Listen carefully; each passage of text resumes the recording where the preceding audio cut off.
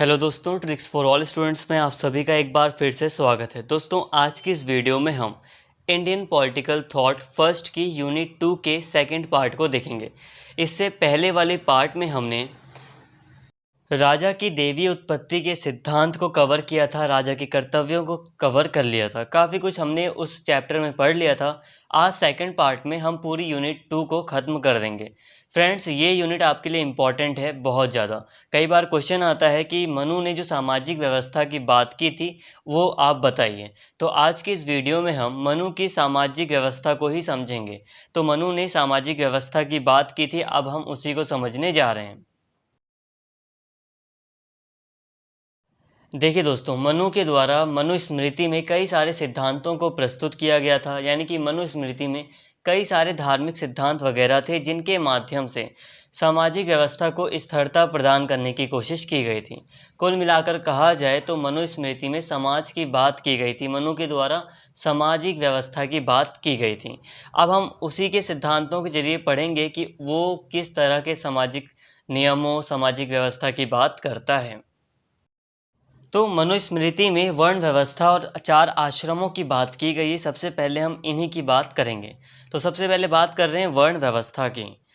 तो 4 वर्णों में समाज का कार्यात्मक विभाजन और 4 आश्रमों में मानव जीवन की व्यवस्था मनुस्मृति में है।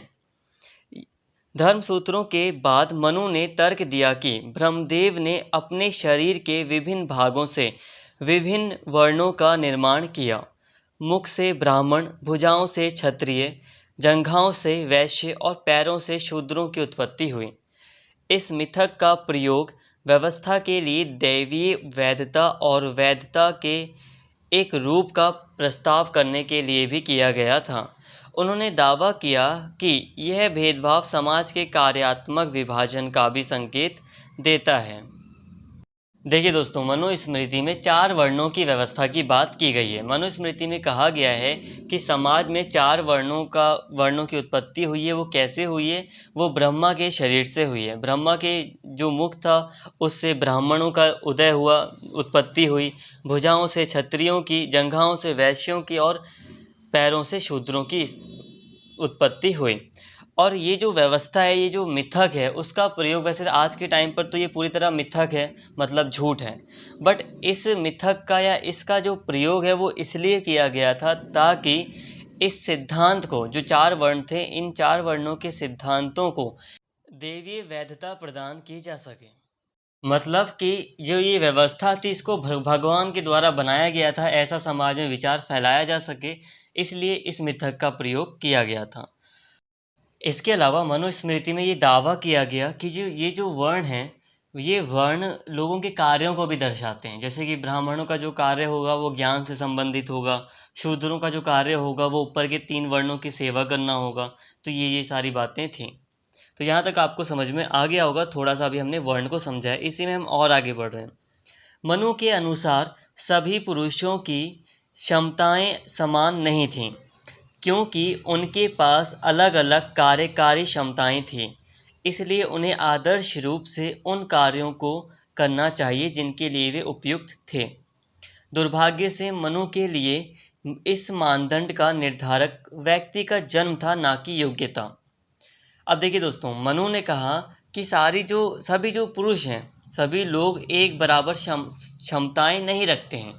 सभी के अंदर एक बराबर जो एबिलिटी होती है वो नहीं है, ये मनु ने कहा। बट ये आधार कौन सा, किस आधार पर किसी को ज़्यादा योग्य माना जाए, किसी को कम योग्य माना जाए? तो आधार क्या होगा? तो मनु ने आधार लिया जन्म को। मतलब किसी का जन्म अगर ब्राह्मण वर्ग में होता है तो उसे ज्ञानी माना उन्होंने, और अगर किसी का जन्म शूद्र में होता है, शूद्र वर्ण में, तो उसको उन्होंने मतलब बेकार माना। ब्राह्मण सदाचारी थे और ज्ञान प्रदान करने के लिए थे। क्षत्रिय दूसरों की रक्षा करने और सुरक्षा प्रदान करने के लिए समर्पित थे, क्योंकि वे बहादुर और साहसी थे। वैश्य वस्तुओं और सेवाओं के उत्पादन के कार्यों के लिए समर्पित थे और शूद्र लोगों को सेवा प्रदान करने के लिए थे। ब्राह्मणों को क्षत्रियों, वैश्यों और शूद्रों के साथ पदानुक्रम के अवरोही क्रम में सबसे प्रतिष्ठित स्थान पर कब्जा करने के लिए कहा जाता है। जिसमें सबसे नीचे शूद्र होते हैं। तो फ्रेंड्स, ब्राह्मण ये जो वर्ण व्यवस्था थी उसमें ब्राह्मणों को सबसे ऊंचा स्थान दिया गया था और शूद्रों को सबसे नीचा स्थान दिया गया था। ब्राह्मणों को अन्य लोगों से श्रेष्ठ माना जाता था क्योंकि वे चरित्र में शुद्ध, गुणी और वेदों में पढ़े लिखे थे और इसलिए उन्हें धर्म का पूरा ज्ञान था। वे न केवल ज्ञान के प्रति समर्पित व्यक्ति थे बल्कि स्वभाव और व्यवहार से शुद्ध और निस्वार्थ रहने वाले भी थे। क्षत्रियों को पदानुक्रम में दूसरे स्थान पर रखा गया था क्योंकि उनमें से दूसरों को सुरक्षा प्रदान करने के कर्तव्य की भावना थी, लेकिन वे व्यक्तिगत हितों और महत्वाकांक्षाओं से रहित नहीं थे। वैश्य लाभ के उद्देश्य से शासित थे और इच्छाओं और स्वार्थ से निर्देशित थे और इस तरह उन्हें तीसरे स्थान पर रखा गया। तो फ्रेंड्स, इस वर्ण व्यवस्था में सबसे ऊपर ब्राह्मणों को रखा गया था, फिर क्षत्रियों को और फिर रखा गया था वैश्यों को और उसके बाद फिर शूद्रों को। मनु ने ब्राह्मणों के लिए स्पष्ट प्राथमिकता के साथ प्रत्येक वर्ण के लिए एक सख्त आचार संहिता निर्धारित की। देखिए दोस्तों, अब मनु ने वर्ण व्यवस्था के अंतर्गत एक बहुत ही कड़ी आचार संहिता यानी कि कानून बनाए, कानूनों को लागू करा उन्होंने, जिसमें ब्राह्मणों को उन्होंने काफ़ी ज़्यादा प्राथमिकता दी थी, काफ़ी छूट दी थी। बट ब्राह्मणों को छूट देने के साथ ही उन्होंने समाज के लिए एक बहुत ही सख्त वर्ण व्यवस्था के नियम बनाए।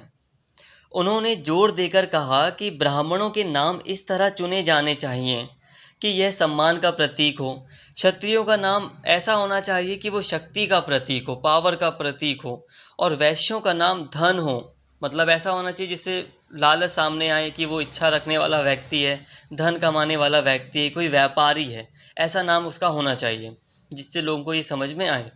और फिर उन्होंने कहा कि शूद्रों का नाम ऐसा होना चाहिए कि यह अपमान का प्रतीक हो, ऐसा नाम हो जो बहुत ही अपमान का प्रतीक हो, ऐसा नाम होना चाहिए।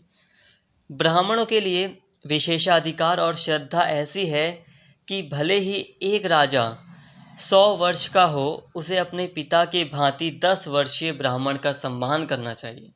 अब यहाँ पे एक और नियम बताया गया कि अगर कोई छोटा ब्राह्मण है तब भी उसका सम्मान करना चाहिए एक बड़े से बड़े राजा को, तब वो भी।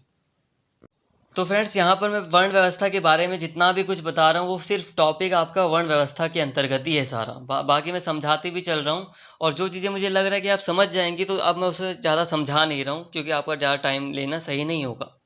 तो हम इसी में आगे बढ़ रहे हैं। वर्ण व्यवस्था के अंतर्गत ही आगे मनुस्मृति में ये लिखा है कि एक अशिक्षित ब्राह्मण भी राजा का मार्गदर्शन कर सकता है और उसे कानूनों का उपदेश दे सकता था। एक अशिक्षित ब्राह्मण भी बहुत ताकतवर था, उसका बहुत सम्मान होना चाहिए। उच्च जातियों के लिए शूद्रों की सेवाएं निःशुल्क होनी चाहिए। वास्तव में उन्हें स्वयं को भाग्यशाली समझना चाहिए कि उन्हें उच्च जातियों की सेवा करने का अवसर मिला है और इसे कर्तव्य के रूप में करना चाहिए। ब्राह्मणों की स्थिति का और पता तब चलता है जब मनु ने तर्क दिया कि जहाँ ब्राह्मण नहीं हैं या ब्राह्मण खुश नहीं हैं, वह भूमि तबाह और नष्ट हो जाएगी। ब्राह्मणों की श्रेष्ठता के लिए मनु की वकालत के लिए समान रूप से आक्रामक वह सीमाएं हैं जो उन्होंने शूद्रों के लिए निर्धारित की हैं। उन्होंने जोर देकर कहा है कि जो शूद्र शिष्य को पढ़ाते हैं या शूद्रों द्वारा पढ़ाए जाते हैं वे सम्मान के पात्र नहीं हैं और उनका विनाश होगा। यह स्पष्ट था कि शूद्र शिक्षा के लिए अयोग्य थे और शासन के योग्य नहीं थे। इसलिए उन्होंने सुझाव दिया कि सभी निवासियों के लिए उस देश को छोड़ना बेहतर है जहां एक शूद्र शासक था। तो दोस्तों, वर्ण व्यवस्था के अंतर्गत ब्राह्मणों को बहुत ज़्यादा ऊंचा स्थान देने की कोशिश की गई थी, दिया गया था, जिसमें कहा गया था कि जो शूद्र लोग होंगे उनका कर्तव्य है कि वो ऊंची जाति के लोगों की सेवा करें, वो भी निःशुल्क।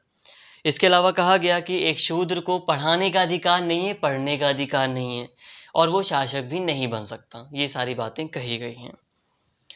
मनु ने शूद्रों के आचरण को नियंत्रित करने के लिए बहुत सख्त नियम भी तैयार किए। इसलिए यदि कोई शूद्र ऊंची जाति के व्यक्ति का अपमान करता है तो उसकी जीभ काटी जा सकती थी। यदि वह ऊंची जाति को गाली देता था तो उसके मुंह में 10 अंगुल लंबी लाल गर्म कील डाली जा सकती थी। यदि वह ब्राह्मणों से अधिक जानने का दावा करता है और उन्हें धर्म का प्रचार करने की कोशिश करता है तो राजा उसके मुंह और कानों में जलता हुआ तेल डाल सकता था।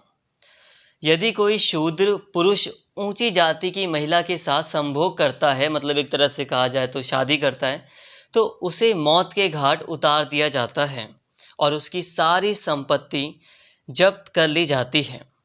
पद अनुक्रम सख्ती से ब्राह्मणों के पक्ष में है और उनके विशेषाधिकारों के लिए कई अपवाद और उन्मुक्तियां हैं। यह विशेषाधिकार दंड कानूनों तक भी बढ़ाया गया है, जहां एक ही अपराध में शामिल अपराधियों के लिए अलग अलग सजाओं का सुझाव दिया जाता है। शूद्रों की न केवल निंदा की जाती है बल्कि किसी भी सम्मानजनक उद्यम से भी मना किया जाता है। अंतर्भोजन अंतर्जातीय विवाह पूर्णतः प्रतिबंधित था। मनुस्मृति समाज के इस कार्यात्मक विभाजन के बारे में बहुत सख्त है।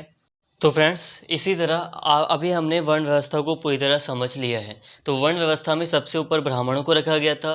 कई सारे नियम बनाए गए थे समाज के लिए, वर्ण व्यवस्था के लिए, जो कि बहुत कठोर थे। उसमें ब्राह्मणों को काफ़ी छूट दी गई थी, बट जो शूद्र थे, जो नीची जाति के लोग थे, उनके साथ बहुत ही सख्त व्यवहार किया जाता था। अभी मैंने जितनी भी चीज़ें बताई वो हकीकत है। मनुस्मृति में ये सारी बातें कही गई हैं, जैसे कि जीभ काट लेने जैसी बात कही गई है, गर्म कील डाल देने जैसी बात भी कही गई है शूद्रों के लिए। तो ये बहुत ही निंदनीय था और रहा है। और इसके साथ ही ये भी था कि जो नीची जाति के लोग थे, अगर वो कोई अपराध करते हैं तो उनको ज़्यादा दंड दिया जाता था। मतलब अगर कोई ब्राह्मण या कोई ऊंची जाति का व्यक्ति अगर कोई अपराध करता है, मान लो कि अगर चोरी करने के लिए 10 साल का अपराध अगर 10 साल की सज़ा अगर शूद्र को दी जाती है, तो अगर ब्राह्मण कोई चोरी करता है तो उसे 10 साल की सज़ा नहीं दी जाएगी, उसे 5 साल 2 साल कम सज़ा दी जाएगी। तो ये भी नियम था। अब मेरे बहुत सारे स्टूडेंट जो होंगे वो ब्राह्मण वर्ग से भी आते होंगे, यानी कि जनरल होंगे, ओबीसी होंगे, एससी एसटी भी होंगे। दोस्तों, आप इन बातों को अपने माइंड में मत लेना कि मैं आपको बोल रहा हूँ या कोई आपको बोल रहा है, ऐसा कुछ नहीं है। हम इतिहास को पढ़ रहे हैं, समझ रहे हैं, और आगे एक अच्छा समाज भारत में पैदा हो सके, एक अच्छा समाज भारत में बन सके, उसके लिए आज के टाइम पर हम सभी मिलकर काम कर रहे हैं। ठीक है, बहुत सारे जो जेंडर के लोग हैं वो भी आज इन सभी बातों की निंदा करते हैं। तो आज के टाइम पर कोई ऐसा मतलब मन में कोई भेदभाव नहीं रखता है। तो जितने भी स्टूडेंट हैं वो बिल्कुल दिल साफ करके अपना ये चैप्टर अच्छे से पढ़ें। और हाँ, इतिहास को हम पढ़ रहे हैं तो बिल्कुल भी घबराइए मत, बिल्कुल भी मतलब मन में मत लीजिए इस बात को। बस कोशिश कीजिए कि जाति वगैरह के आधार पर अब कोई भेदभाव ना हो समाज में, यही हमारा एक कर्तव्य है। अब हम आगे बढ़ रहे हैं। तो फ्रेंड्स, अब हम बात करते हैं आश्रम धर्म की। देखिए, हम अभी चैप्टर पढ़ रहे हैं मनु के सामाजिक दर्शन की। अब मनु ने अपने सामाजिक दर्शन में वर्ण व्यवस्था की बात की है, हमने बात कर ली। अब वो आगे बात कर रहे हैं आश्रम धर्म की। अब आश्रम धर्म क्या है, अब हम इसको समझते हैं। आश्रम धर्म भी प्राचीन भारतीय चिंतन की एक अनिवार्य विशेषता है। यह एक ऐसी संरचना है जिसे भौतिकवादी सुखों और आध्यात्मिकता के आनंद के बीच एक संतुलित जीवन जीने के लिए महत्वपूर्ण माना जाता था, जिसमें लौकिक और साथ ही परलौकिक जीवन के महत्व पर जोर दिया गया था। इस व्यवस्था को अनिवार्य रूप से उच्च जातियों द्वारा पालन करने के लिए तैयार किया गया था, जिसमें शूद्रों को छोड़कर अन्य सभी वर्ण शामिल थे। देखिए दोस्तों, अब 4 आश्रम धर्म बनाए गए थे, जिसमें से पहला है ब्रह्मचर्य आश्रम, दूसरा है गृहस्थ आश्रम, तीसरा है वानप्रस्थ आश्रम और चौथा है संन्यास आश्रम। ये जो आश्रम थे वो ऊंची जातियों के लिए बनाए गए थे कि ऊंची जाति के लोग अपने जीवन को अच्छी तरह कैसे जी सकते हैं, उसके लिए बनाए गए थे। अब देखिए, जीवन में हम दिन भर की भाग दौड़ में लगे रहते हैं, नई नई चीज़ें, हमारी बहुत सारी इच्छाएं होती हैं, हम अपनी इच्छाओं को पूरे करने में पूरा जीवन बिता देते हैं। इसके अलावा हम परमात्मा को भी पूजते हैं, भगवान के भी आध्यात्मिक भी होते हैं हम। तो इस चीज़ को बैलेंस करने के लिए, भौतिकवादी का मतलब है कि हम इच्छा रखते हैं और जो चीज़ हमें चाहिए होती है हम उसे पाने की कोशिश करते हैं। और आध्यात्मिक मतलब कि हम परमात्मा वगैरह की पूजा करते हैं या उसमें ध्यान रखते हैं। तो इसके बीच एक संतुलन स्थापित किया जा सके, जीवन में एक संतुलन स्थापित किया जा सके, इसके लिए आश्रम धर्म की शुरुआत की गई थी, मतलब आश्रम बनाए गए थे। ये आश्रम वो नहीं है जैसे कि आजकल का जो आश्रम होता है वो आश्रम नहीं, ये आश्रम समझ लो कुछ नियम थे। जैसे कि पहला है ब्रह्मचर्य आश्रम। तो ब्रह्मचर्य आश्रम आश्रम आप शॉर्ट में ही समझ सकते हैं। ब्रह्मचर्य आश्रम मतलब इसमें हमें शादी वगैरह नहीं करनी होती, रिलेशन वगैरह नहीं बनाना होता, एक ब्रह्मचर्य की तरह जीवन जीना होता है। इसके बाद गृहस्थ आश्रम। गृहस्थ आश्रम भी आप जानते हैं कि गृहस्थी बसानी होती है, मतलब जब शादी वगैरह हो जाती है, बच्चे वगैरह हो जाते हैं, तो ये गृहस्थ आश्रम आता है, परिवार बन जाता है। फिर वानप्रस्थ आश्रम आता है, फिर आता है संन्यास आश्रम। अब हम इसे थोड़ा सा डिटेल में पढ़ लेते हैं जल्दी जल्दी। तो ब्रह्मचर्य आश्रम। ब्रह्मचर्य आश्रम किसी के जीवन का पहला चरण है और 25 वर्ष की आयु तक विस्तारित होता है, जहां व्यक्ति से गुरु के आश्रम में परिवार से दूर रहने और इस चरण को सीखने के लिए समर्पित करने की अपेक्षा की जाती है। व्यक्ति अनुशासनात्मक नियमों द्वारा शासित होता है, जिसका पालन आश्रम शिक्षक के मार्गदर्शन के आधार पर करता है, और इस चरण में किसी भी भौतिक या भौतिक सुख से रहित होना चाहिए। यहाँ तक कि भोजन को भी भिक्षा के रूप में एकत्र किया जाना था, जिससे बच्चे को किसी जीवन के चरम के लिए तैयार किया जा सके। सारा ध्यान ज्ञान और उसके सभी संकायों में सुधार के लिए आवश्यक गुणों को इकट्ठा करने पर है। तो पहला था हमारा ब्रह्मचर्य आश्रम, इसको हमने समझ लिया। ब्रह्मचर्य आश्रम में यही था कि लगभग 25 वर्ष की आयु तक ये व्यक्ति का आश्रम चलना था, जिसमें मैंने एक चीज़ आपको पहले बता दी कि ब्रह्मचर्य का मतलब बता दिया आपको, बट इसमें साथ में ये था कि परिवार से दूर व्यक्ति शिक्षा लेने जाता था। गुरुकुल वगैरह होते तो वहाँ पर व्यक्ति शिक्षा लेता था और अपना ब्रह्मचर्य का जीवन वहीं पर बिताता था। एक डिसिप्लिन में रहता था स्टूडेंट, जैसे कि हॉस्टल भेज दिया जाए किसी व्यक्ति को आज के टाइम पर, तो उसे आप मान सकते हैं। तो एक अनुशासन होता था व्यक्ति के अंदर, और इसमें पूरा का पूरा जो ध्यान था ब्रह्मचर्य आश्रम में, वो व्यक्ति में ज्ञान ज़्यादा से ज़्यादा बढ़ सके इस पर था। अब जब ब्रह्मचर्य आश्रम पूरा हो जाता है तो उसके बाद आता है गृहस्थ आश्रम। यह गृहस्थ आश्रम जो है वो 25 से 50 वर्ष की आयु तक होता है। इस अवधि के दौरान व्यक्ति से यह अपेक्षा की जाती है कि वह विवाह करे और बच्चे को जन्म दे और उनकी परवरिश करके समाज में योगदान दे, मतलब समाज को आगे बढ़ाए। उसे भौतिक सुखों का आनंद लेने और समर्पण की भावना के साथ अपने परिवार और समाज से जुड़े अपने सभी कर्तव्यों का पालन करने की अनुमति है।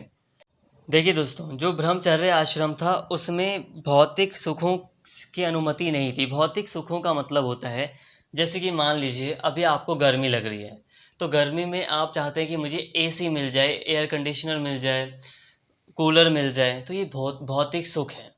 आप किसी वस्तु की इच्छा कर रहे हैं तो ये होता है भौतिक सुख। तो ब्रह्मचर्य आश्रम में इसकी मनाही की गई थी, बट गृहस्थ आश्रम में इसकी अनुमति दी गई थी कि आप भौतिक सुखों का आनंद उठाइए। ठीक है। अब जब 50 वर्ष की आयु पूरी हो जाती है तो इसके बाद आता है वानप्रस्थ आश्रम, जो कि 25 वर्षों तक जारी रहता है। इसमें व्यक्ति अपने सभी कर्तव्यों और जिम्मेदारियों को अपने बेटों को हस्तांतरित करता है और अपनी पत्नी के साथ जीवन के अंतिम चरण की तैयारी करता है। यहाँ उनसे धार्मिक कर्तव्यों का पालन करने और आध्यात्मिकता में संलग्न होने की उम्मीद की जाती है। उनका खान पान पहनावा सादा है और वे सभी प्रकार के सांसारिक सुखों को त्याग देते हैं। मतलब कि दोस्तों, अब वानप्रस्थ आश्रम में व्यक्ति अपने आप को इस तरह से ढाल लेता है कि अब वो सन्यासी बनने को तैयार हो जाए। धीरे धीरे वो इस आश्रम में करता है, अपने कर्तव्यों को, अपनी जिम्मेदारियों को अपने बच्चों को सौंप देता है। फिर धीरे धीरे वो अपना पहनावा मतलब सादा कर लेता है। लगभग इस वानप्रस्थ आश्रम में वो एक त्यागी का जीवन जीने लायक अपने आप को तैयार करता है। अंतिम चरण में संन्यास आश्रम आता है। इस चरण में प्रवेश करने से पहले व्यक्ति अपने सभी ऋणों को दूर करने और अपने पूर्वजों, माता पिता, परिवार और समाज से संबंधित अपने सभी कर्तव्यों को संतोषजनक ढंग से पूरा करने की उम्मीद करता है। मतलब व्यक्ति से ये उम्मीद की जाती है कि वो ऐसे ऐसे काम करेगा, अपने सभी ऋणों को दूर कर देगा और मतलब अपने सभी कर्तव्यों को निभा लेगा। इस चरण का अंतिम लक्ष्य मोक्ष प्राप्त करना है और उसे अकेले ही इस यात्रा में भाग लेना है। इस अवस्था में उन्हें सब कुछ त्याग कर सभी संबंधों और सांसारिक मामलों से मुक्त अकेलेपन की ओर बढ़ना पड़ता है। तो फ्रेंड्स, संन्यास आश्रम बहुत इजी है। सन्यासी का आश्रम, सन्यासी जैसा जीवन बिताना, यही होता है संन्यास आश्रम। तो हमने वर्ण व्यवस्था को पूरी तरह समझ लिया, आश्रम धर्म को हमने समझ लिया। इस तरह हमने मनु के द्वारा बताई गई आधी सामाजिक व्यवस्था को कवर कर लिया है। बट फिर भी थोड़ा सा बचा है और वो आपके लिए ज़रूरी है। आप अगर उसको समझेंगे तो आप यकीन मानिए आपको कुछ बहुत सी नॉलेज मिलेगी, इसलिए ध्यान से सुनिए। अब मनु ने अपनी सामाजिक व्यवस्था के अंतर्गत महिलाओं के लिए कुछ कर्तव्य और कुछ नियमों की बात की है। इसको समझना हमारे लिए बहुत ज़्यादा इम्पॉर्टेंट है। ना केवल हमारे लिए ये चैप्टर के अपने एग्ज़ाम के लिए इम्पॉर्टेंट है, बल्कि हमें ये भी पता होना चाहिए कि प्राचीन धार्मिक ग्रंथों में, जो मनुस्मृति जैसे जो बड़े धार्मिक ग्रंथ हैं, उसमें महिलाओं के बारे में क्या बातें लिखी गई हैं। तो इसलिए ये बहुत ज़्यादा इम्पॉर्टेंट है। मनुस्मृति में महिलाओं के लिए सामाजिक कानूनों के अनुसार बहुत विवादास्पद प्रस्ताव हैं, खासकर परिवार के दायरे में।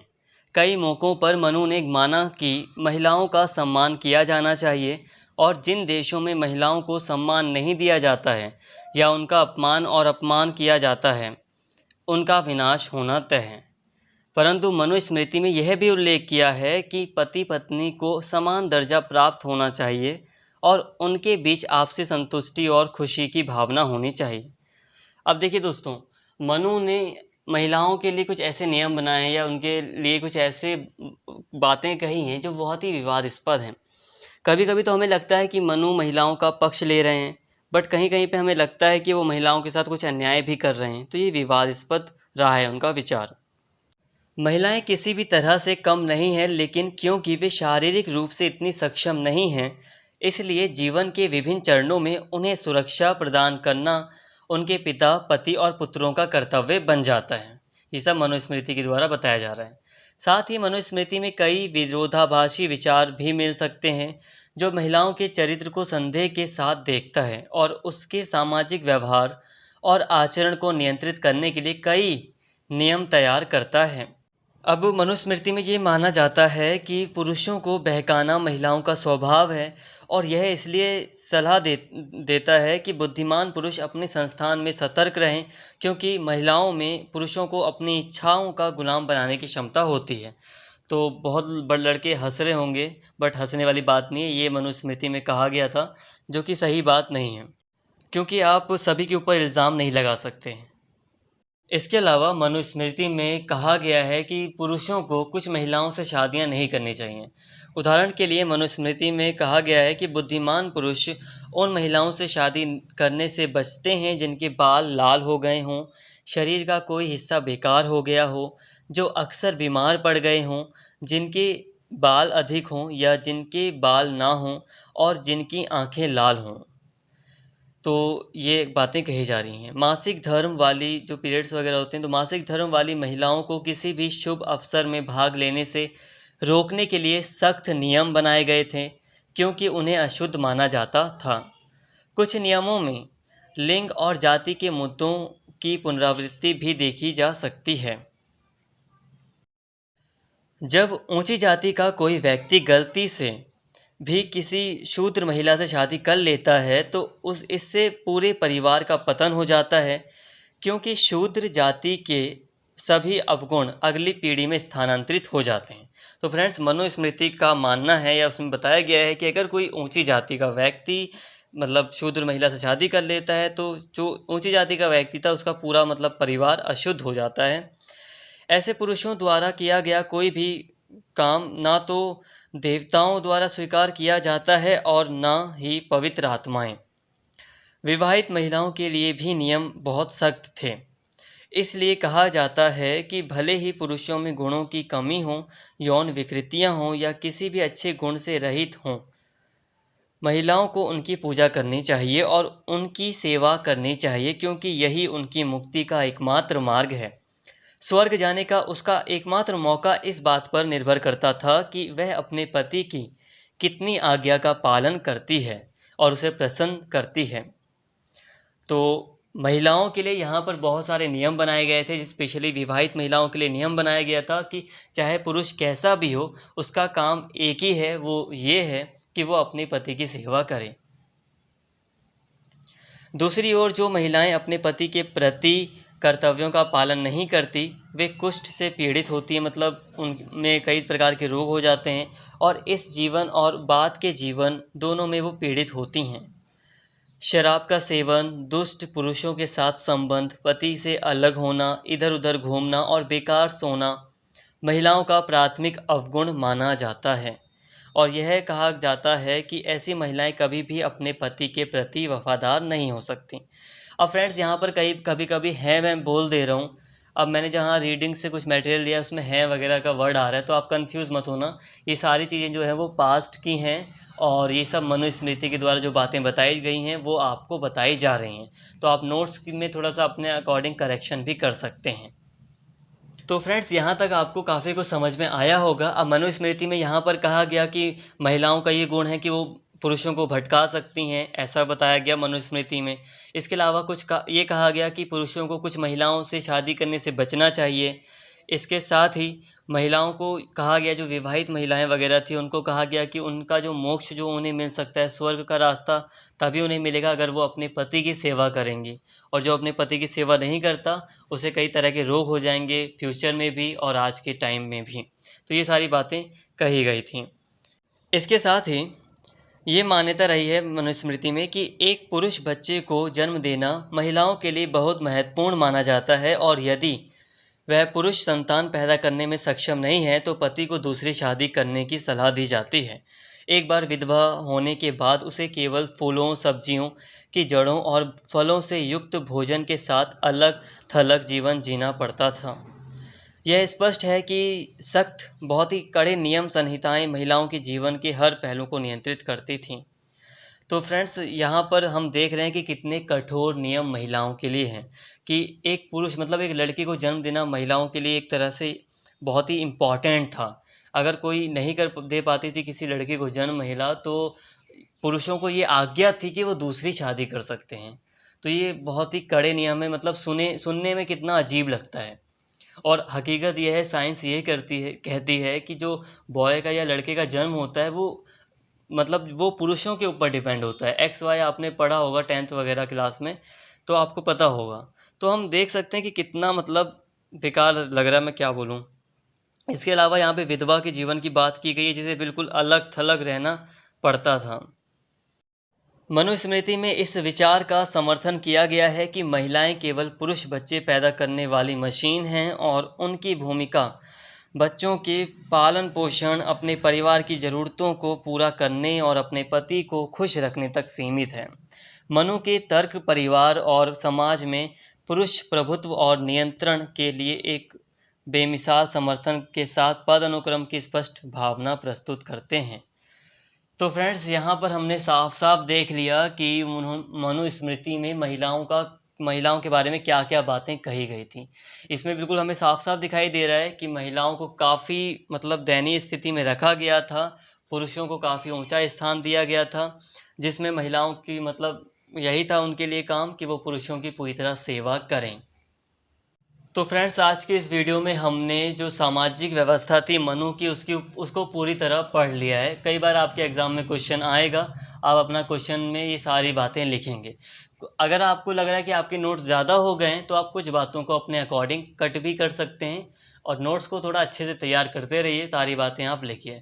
वैसे आज की वीडियो आपको कैसी लगी प्लीज़ कमेंट करके ज़रूर बताएं और अच्छे से रहें, भेदभाव ना हो समाज में, कोशिश करें महिलाओं को ऊपर उठाएं और जितना भेदभाव पहले हम कर चुके हैं या हो चुका है महिलाओं के साथ, अब वो नहीं होना चाहिए। और क्योंकि हम तो अब पढ़े लिखे लोग हैं, ड्यू के स्टूडेंट्स हैं, तो हमारे से तो ये उम्मीद नहीं होनी चाहिए कि हम ऐसा कभी भेदभाव करें।